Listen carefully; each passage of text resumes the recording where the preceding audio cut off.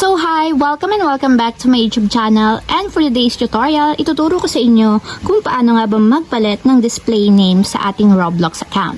But first, kindly subscribe to my channel and don't forget to hit the subscribe button and the bell to notify you for my new updates. And if you want to learn more, just keep on watching and let's start. So ayan guys, for today's video, i-open muna natin ang ating Roblox account. Then mula dito sa homepage guys, hanapin nyo lang yung inyong profile name or display name. So tatap lang natin. And then after nyan guys, itatap naman natin dito is yung edit profile. And after nyan guys, dito sa edit profile, makikita nyo na agad yung display name.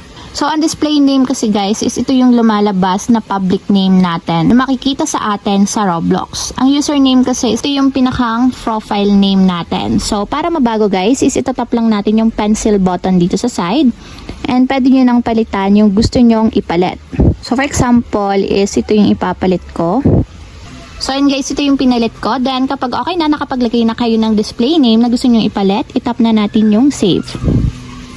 So take note nga pala guys, once a week lang tayo pwedeng magpalit ng display name sa Roblox. So once na nakapagpalit na kayo ngayon, next week na ulit kayo makakapag-change. So ayun lang guys, ganun lang kasimple kung paano nga ba magpalit ng display name sa Roblox. If you have a question, kindly comment down below and don't forget to hit the subscribe button and the bell to notify you for my new updates. And thank you for watching! Living life, every day, late at night, not okay.